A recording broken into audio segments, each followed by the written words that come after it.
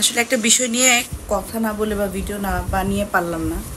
সেটা হচ্ছে যেই ভাই বোনরা বা যেই ছোট ছেলেমেয়েরা তোমরা এসএসসি এইচএসসি পরীক্ষা বাতিল বা অটো পাসের কথা বলছো, তোমাদেরকে ছোট্ট একটা কথা বলি।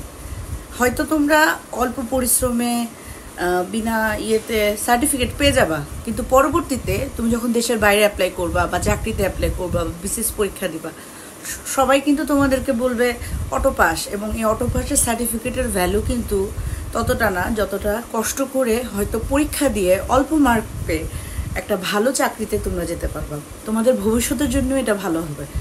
সুতরাং হয়তো আমাকে তোমরা অনেক নেগেটিভ কমেন্ট লিখবা বা অনেক বলবা আপনি তো পাশ করে গেছেন, আপনি তো পার হয়ে গেছেন।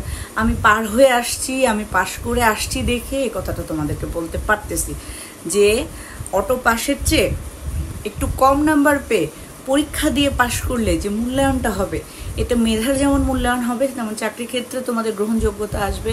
হায়ার এডুকেশন বলো, পিএইচডি বলো, ইউনিভার্সিটি নিয়োগ বলো, তখন 2024-এর এসএসসি এইচএসসি কোনো ব্যাচই বিতর্কিত থাকবে না। আমি চাই না ভাই বোন